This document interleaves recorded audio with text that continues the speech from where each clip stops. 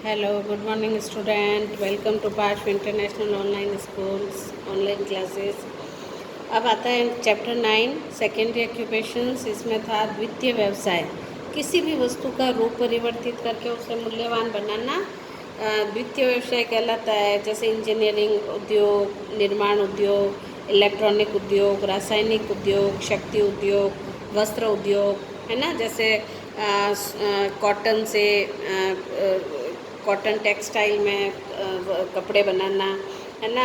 लकड़ी से मैन्युफैक्चरिंग करके उसे लकड़ी के फर्नीचर बनाना, और लोहे से मशीनरी बनाना, ये सब कुछ सेकेंडरी ऑक्यूपेशंस कहलाता है। रॉ मटेरियल का रूप परिवर्तित करके उसे मूल्यवान बनाना, इसे विनिर्माण कहते हैं।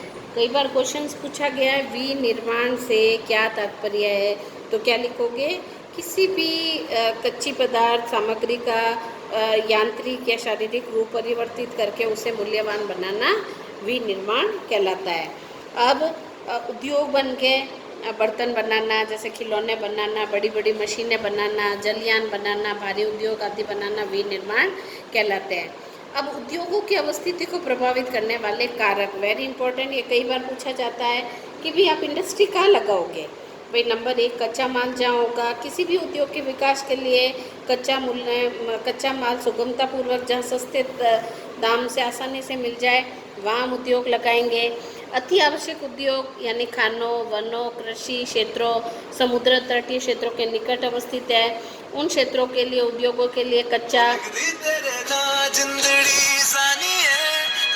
उन क्षेत्रों के लिए कच्चा माल समुद्र क्षेत्रों के निकट ही, तटीय क्षेत्रों के निकट ही अवस्थित है। उन उद्योगों के भारी माल सस्ता, जिनमें उद्योगों के निर्माण वजन कम होता है और इसी तरह की प्रवृत्ति पाई जाती है होने से, और उनमें परिवहन व्यय भी बढ़ जाता है। भाई अगर जैसे हमें शुगर मिल है तो गन्ना कैसा है, भारी है। अगर बहुत दूर से हम अगर गन्ने को लेके आएंगे तो वो गन्ना जो है तुरंत पहुंचना चाहिए, नहीं तो उसकी जो सूख जाएंगे गन्ना और उससे हमें नुकसान भी होगा।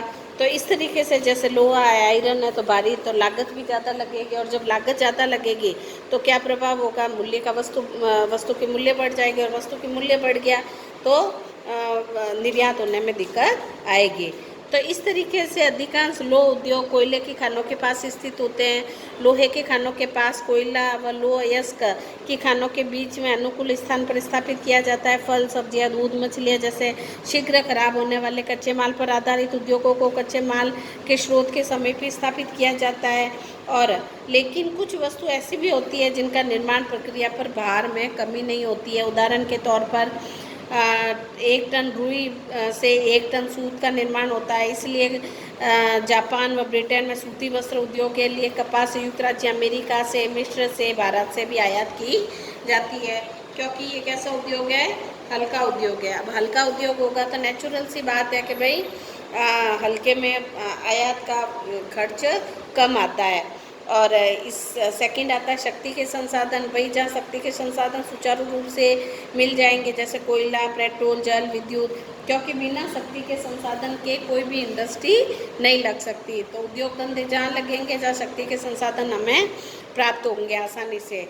थर्ड आता है परिवहन के संचार के साधन, परिवहन व संचार के साधन। अब देखो, माल को कारखानों से लाना, तैयार करना, फिर नगरों में पहुंचाने के लिए परिवहन की आवश्यकता होती है। और परिवहन उद्योग लागत ज़्यादा दूर होगा तो लागत अधिक आएगी, लागत आएगी तो वस्तु का मूल्य बढ़ जाएगा। इसलिए पश्चिमी यूरोप, उत्तरी अमेरिका के पूर्वी भागों में विकसित परिवहन तंत्र के जाल ने क्या किया है? व्यापार को भी बढ़ावा दिया है। एशिया, अफ्रीका, दक्षिणी अमेरिका के अधिकांश देशों में परिवहन के साधनों की कमी के कारण औद्योगिक विकास भी कम हुआ है।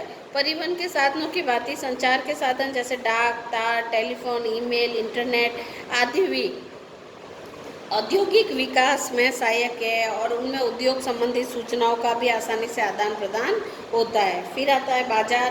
भाई जहाँ पे मांग होगी वहाँ पर, जैसे डेयरी उद्योग कहाँ लगाए जाते हैं? नगरों के पास में, ताकि जल्दी से खपत हो जाए। और कोई भी इंडस्ट्री क्यों ना हो, चाहे भारी हो या हल्की उद्योग हो, उनमें क्या होना ज़रूरी है? बाज़ार होना ज़रूरी है। बाज़ार, ताकि हमें जल्दी नज़दीक बाज़ार मिल जाए, हम वस्तु को बेच सके। उद्योगों की स्थापना में सबसे प्रमुख उनमें उसके द्वारा उत्पादित माल को बाजार में नज़दीकी बाजार उपलब्ध हो जाए और खपत हो जाए।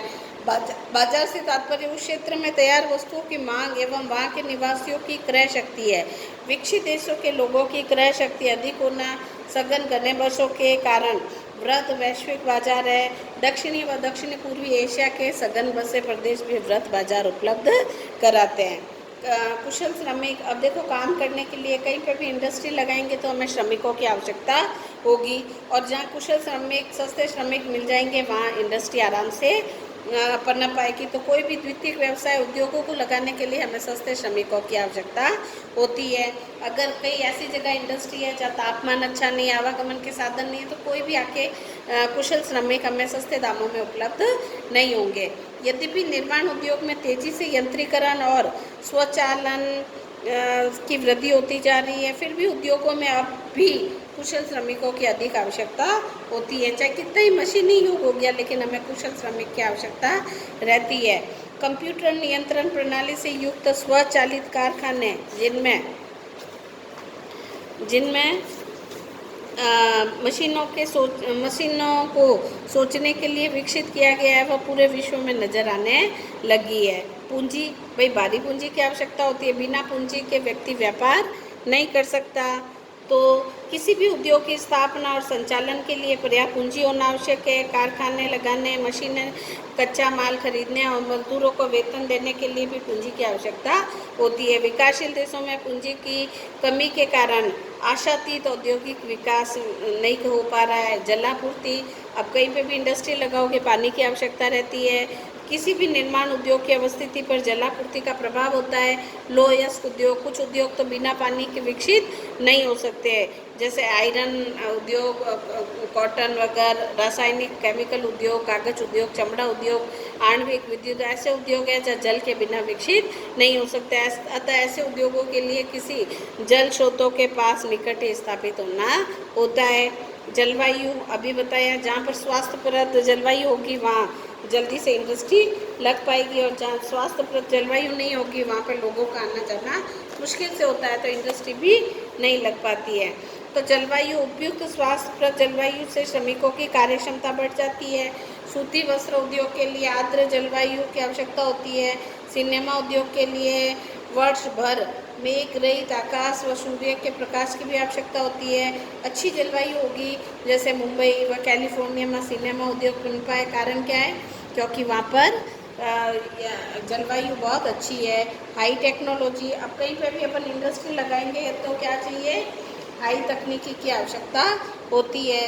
उच्च तकनीकी के द्वारा निर्माण की गुणवत्ता को भी नियंत्रित करने, अपशिष्टों का निस्तारण तथा प्रदूषण के विरुद्ध संघर्ष संभव है। आजकल उद्योगों की स्थापना के साथ साथ पर्यावरण संरक्षण के पहलुओं पर भी ध्यान देना आवश्यक है।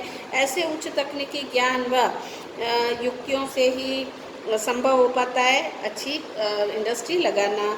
सरकारी नीति, अब बिना सरकार परमिशन के हम उद्योग नहीं लगा सकते। किसी भी देश की सरकार की नीतियाँ भी उद्योग के विकास को प्रभावित करती है। यदि किसी देश की सरकार वहाँ उद्योगों का राष्ट्रीयकरण कर रही है तो विदेशी कंपनियां वहाँ उद्योग नहीं लगा पाएगी, और जब विदेशी कंपनियां उद्योग नहीं लगाएगी तो क्या होगा? खुद की अपने कंट्री की उद्योग ज़्यादा पनपेंगे, देश का विकास ज़्यादा होगा। और इसके अलावा सुविधाएं दी जा रही है कि उद्योगों का विकास की संभावनाएं बढ़ जाए। अन्य कारक, सस्ती भूमि हमें चाहिए, राजनीतिक स्थिरता, बैंकिंग, बीमा सुविधा, अन्य सुविधा महत्वपूर्ण होती है। तो ये हो गया उद्योगों का प्रमुख प्रभावित करने वाले कारक। कल पढ़ेंगे इसका वर्गीकरण। Thank you.